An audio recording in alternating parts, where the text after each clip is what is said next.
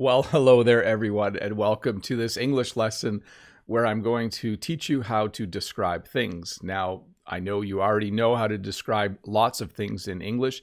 You probably know how to describe something that's big or small, tall or short.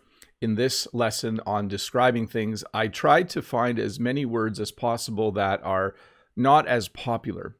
These are words we do use all the time to describe things in English, but I wanted to find words that maybe aren't the most common or most popular, but they're definitely still used. So one of the first words I want to talk about is the word pungent. And if you look on this slide here, you'll see that I put garlic, a fairly universal vegetable or spice. Vegetable or spice? I'm not sure. I think it's a vegetable. But most places in the world will recognize garlic. Now, you can say that garlic has a very pungent smell. It has a very pungent odor. When I walk in the house, and if Jen is cooking something that has garlic in it, it is very easy to identify because of its pungent odor. Okay, let me say pungent one more time. It is a bit of a challenging word to say, but things like onions and garlic, where they have a very strong odor, that might be another word you would use, or a strong smell. You can also use the word pungent. So garlic, I do really like garlic. I like garlic bread, actually. I don't know if you've ever had garlic bread with cheese. It's very, very, very tasty. The next one that I want to talk about is the adjective earthy. When something has earthy colors, it usually means they have colors that are from the brown part of the color spectrum. So when you look at this slide here, you will see a painting that uses a lot of earthy tones. It uses a lot of earthy colors. Now, you can also describe things as being earthy. Sometimes when you pick mushrooms, you could say they have an earthy taste, okay? You sometimes can describe people as being very earthy. Someone who really loves the earth, who spends a lot of time outdoors, someone who maybe doesn't cut their hair a lot, you could describe them as being very earthy. Someone who likes to camp and spend a lot of time outside. But anyways, this lesson isn't about describing people. I did a whole bunch of lessons about describing people earlier this year. So let's stick with describing things. So you can describe a color as being earthy, different tones of brown. You can also describe something as tasting a little bit earthy or even smelling earthy. When you plant plants in a pot and you use potting soil, you could say that the soil smells very earthy. Then we have the word rotten. This is probably familiar to you. When something is rotten, it means that it has gone bad. You can see this lemon here is rotten. You can see that this lemon has been out for too long, sitting on the counter in someone's kitchen, and it has started to rot. So we would say that this lemon is rotten. You can also say that something smells rotten. So you could say, that banana is rotten. That banana smells rotten. Or you could say, something smells rotten in the house. So you can use it for describing the state of the object, to say it is rotten. But you can also use it to describe the smell. I'm sure you could say something tastes rotten, although at that point, that would be a little bit gross, wouldn't it, if something tasted rotten? And then you can also say people are rotten. If someone is a rotten person, it means they do bad things. I try really hard to be a good person, but there are certainly people in the world who are rotten. The next one, sharp. So sharp has a lot of different meanings. You could say that cheese smells sharp.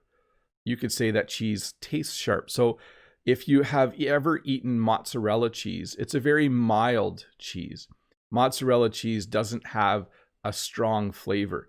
But if you have ever eaten cheddar cheese, in particular, well-aged cheddar or old cheddar, it has a sharp smell and it also has a sharp taste. You can also use sharp to describe an object like a knife. You can say that a knife is sharp. And when your knife isn't sharp, it's hard to cut things. So you can use sharp to describe a smell. You can use sharp to describe a taste. You can use sharp to describe something that's actually sharp. Why am I cutting my hand? I shouldn't do that. You can describe it to for something that is actually sharp, like a knife. And you can also use sharp to describe people. If you say that someone is sharp, it means they're very, very smart. You can also talk about pencils as being sharp as well. When you use a pencil, you like to have a sharp pencil. So sharp, many, many uses. Hopefully, I just gave you several examples there. Let me see where I am here. Of course, the opposite of sharp is dull. So a knife can become dull. But when you're talking about flavors and you're talking about smells, we don't use the word dull. You would say that it smells mild, or that it has no smell or is odorless. But if a knife no longer cuts, we would say the knife is dull. If a pencil, if the end of the pencil starts to get worn down, we would say, oh, this pencil's dull. And then you would sharpen the pencil to make it sharp again. You can also describe people as being dull. It's not a nice thing to say, but a dull person is a boring person. So you might have a friend who, when you invite them to a party, they don't talk a lot. They just kind of stand in the corner. They don't dance. They're just kind of dull. So it's not a nice way to describe a person. It's a little bit insulting. But if you say that someone is dull, it means that they are boring. We have the word fluffy. This chick right here is fluffy. When chicks hatch out of the egg, they are very, very fluffy. Kids often have stuffed animals, which are very fluffy. When something's fluffy, it has a lot of soft, really nice hair. But definitely a small chicken, or a chick, as we call it, is very fluffy.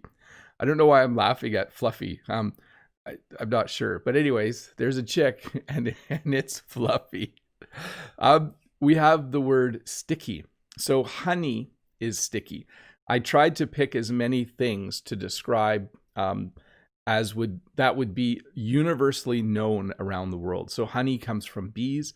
And if you have ever eaten honey, you'll know that it's very sticky. I get a little annoyed sometimes when there's honey on the counter in the kitchen. Sometimes my kids will put honey in their tea, and they'll spill a little bit. And then the counter is very, very sticky in the kitchen. So honey is sticky. There are many other things that are sticky. As well, I did want to mention, you can be in a situation that is sticky. So you can be in a sticky situation. What that means is, let's say someone at work brought a really yummy snack in their lunch, and you were opening the fridge and you were taking some of their snack without permission. So you didn't ask if you could have some. And as you grab their snack from the fridge, they say, "What are you doing?" In that situation, we would say, you are in a sticky situation because you just got caught stealing something. So sticky can be used to describe many, many things. Definitely, if you get caught stealing something, you would be in a sticky situation. So juicy. When you make orange juice from oranges, we do that because oranges are juicy. There is a lot of juice in an orange. When you eat something like a carrot, it's not very juicy. When you eat something like a watermelon, it is very juicy. Often when you eat something that's juicy, it will drip while you're eating it. And wherever it lands will become sticky. So juicy and sticky are definitely related to each other. Okay. So yes, oranges are definitely juicy. Apples can be juicy. Some apples are really juicy. Some aren't. But oranges and watermelons are definitely juicy for sure. We're going to talk a little bit about adjectives that have to do with temperature. And instead of just talking about hot and cold, I wanted to talk about some, I would call them the second tier adjectives. So we use the word freezing a lot. We could say it was a freezing cold day. It's freezing outside. What's it like outside today? It's freezing. It doesn't actually need to be below zero for you to say it's freezing outside, because it's all relative. At this time of the year, a normal daytime temperature is about 15 degrees Celsius. If it was 4 degrees Celsius today, I could go outside and say, oh, it's freezing out here. Even though it's not below zero, it's still an accurate way to describe the temperature. You can use this literally. You can say it's -1, it's freezing outside. But if you go into someone's house and they keep the temperature in their house lower than your house, you could say, oh, it's freezing in here. It might actually be 19 degrees Celsius, but when you are cold as a human being, you can use the word freezing, okay? So right now it's actually freezing in here because we don't have our furnace on yet, and it's a fairly cold day outside, so our house is cold. So again, even though it's not below 0 in here,